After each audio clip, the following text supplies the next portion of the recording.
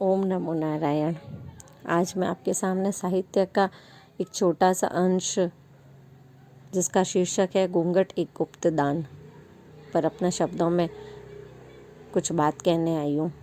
आज हम मॉडर्न ज़िंदगी जी रहे हैं, जहाँ पे हम पढ़े लिखे शिक्षित हैं। इसका प्रमाण हमारा पहनावा देता है, हमारा चरित्र नहीं। वहीं आधुनिकता का आडंबर ओढ़े पिंकी की माँ। समय के साथ सोच भी बदलनी चाहिए। पिंकी की बातें रहन सहन में झलकता आज जींस टी शर्ट से कब हाफ और स्लीवलेस फिश कट में बदल गए अंग वस्त्र, पता ही नहीं चला। ओ माँ, आपने बाहर की दुनिया देखी? माँ तो सहेली होती है, कपड़ों से क्या होता है, नज़रिया अच्छा होना चाहिए। आप पुरानी सोच वाली माँ थोड़ी ना है। यह कहकर माँ को अपने विश्वास में लेती हुई प्यारी बेटी पिंकी। पापा भैया ने कभी कुछ कहा तो बस माँ देखो ना, और पापा क्या आप भी? बच्चों की जनरेशन के साथ हमें भी आगे बढ़ना चाहिए। वो ज़माना नहीं रहा। फिर क्या दोनों चुप, अस्त्र वस्त्र के सम्मुख। स्कूल आपकी पसंद की थी, अब सब्जेक्ट और कॉलेज की तरह जीवन साथी भी चुनने का हक हमारा है। अब हम समझदार जो हो गए हैं। चलो ठीक है, आगे की ज़िंदगी इन्हें ही बितानी है, तो कहीं हम पर यह आरोप ना हो कि आपने ऐसा चुना। यह सोच स्वीकृति देते माता पिता। बस इतना ख्याल रखना, खून का मान रखना, हमारे वंश में मिलावट ना हो, इतना तुम ख्याल रखना।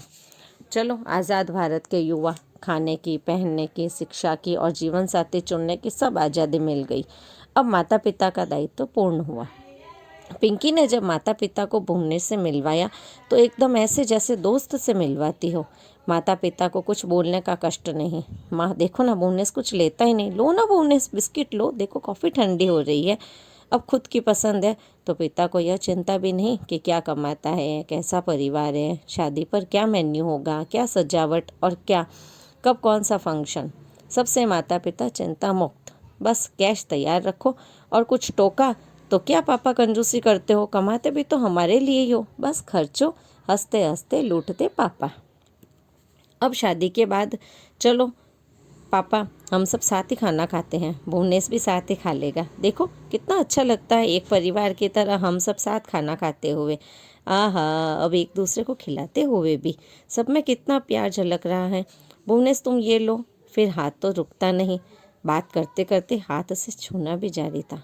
अब खामोश पिता मन में शक पकाता हुआ। फिर पिंकी के भाई की शादी हुई।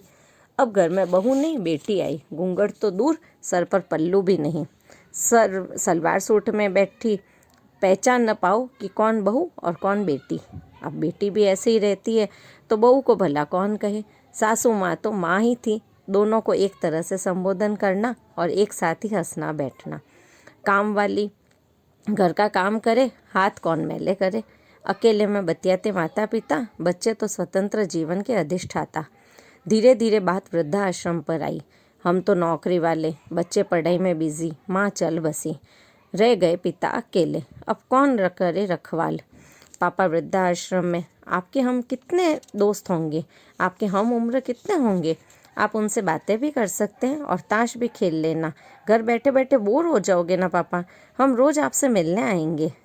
वहाँ आपकी दवाई, खाने पीने की सब व्यवस्था अच्छी होगी। खामोश लब, बेसहारा नैन और आत्मविश्वास और सम्मान तो कब का आधुनिकता में पत्नी बच्चों की खुशी में खो बैठा। अब यही आगे भी होगा। जो देखा वही सीखेगी हमारी नई पीढ़ियाँ। अब दूसरी ओर नज़ारा एकदम विपरीत। चाहे कह दो पुरानी सोच, पर बड़ों का सम्मान है, बहू बेटी समान है, पर सर पर पल्लू रख आदरणीय है। जवाई बेटे समान है, परंतु साथ बैठे पिता का औहदा रौफीला है। जहाँ बहू लक्ष्मी समान है और बेटी खुशियों की बहार है। जहाँ सब पढ़े लिखे कमाऊ है, पर अलग अलग थाली में एक साथ भोजन करते हैं। ना काम वाली के हाथ का पसीना है रोटी में, ना महीना ख़त्म होते मीठा खर्चा। खाने में घर की सुगंध है, बहू बेटी का प्यार है। मंदिर में सर ढको तो संस्कार, पर घर के बड़ों का सम्मान। क्या वहाँ सर ढकने से साक्षरता में कमी आ जाती है? क्या पढ़ी लिखी गंवार बन जाती है? ए जी, ओ जी, सुनो, या इशारों में बातें। एक अलग ही अंदाज होता है, जिसमें बड़ों के सामने नाम न लेकर लज्जा का आभूषण धारण करना, बंद कमरे का भी इंतज़ार रहता है। घर की औरतों के साथ हाथ बटाते पुरुष और हंसता खेलता परिवार। जहाँ कीमती मूल्यवान आभूषणों की भांति ईश्वर की देन देह का सम्मान कर चमकती वस्त्रों में युवतियाँ, जहाँ बच्चों ने माता पिता के संस्कार मान सम्मान किया और माता पिता ने सब दिया, शिक्षा, स्वतंत्र अधिकार, बस कुछ संस्कारों के बंधन में रखा ताकि आदर और सम्मान की पूंजी अपना अस्तित्व गुम न हो जाए, भारत की माटी पाश्चात्य रंगों में मैली न हो जाए। हमें सब कुछ देते हैं माता पिता, हम भी कुछ दे दें, देना ही तो दान है। और तो कुछ देने की औकात नहीं, गुप्त दान में आदर और सम्मान ही दे दें। बस थोड़े से घूंघट की तो बात है, बस सर पर पल्लू ढकने की ही तो बात है, बस कुछ शर्म हटा लज्जा की चुनर ओढ़ लें। पुत्र पुत्री शिक्षित हैं, यह पहनावा नहीं चरित्र बताएगा। गरीब को अन्न दान, प्यासे को जल दान, ग्रहों को निमित्त दान, तो थोड़े और अमीर हो जाएं और बड़ों को आदर सम्मान गुप्त दान में दे दें। तो है ना घूंघट भी गुप्त दान, जिसमें बहु आदरणीय होगी, वंश वृद्धि की द्योतक नारी पूजनीय होगी। गुप्त दान तो माता पिता का होगा, पर आदरणीय बहु बेटी का होगा, और इसी से सम्मान और नव पीढ़ियों में संस्कार होगा। धन्यवाद।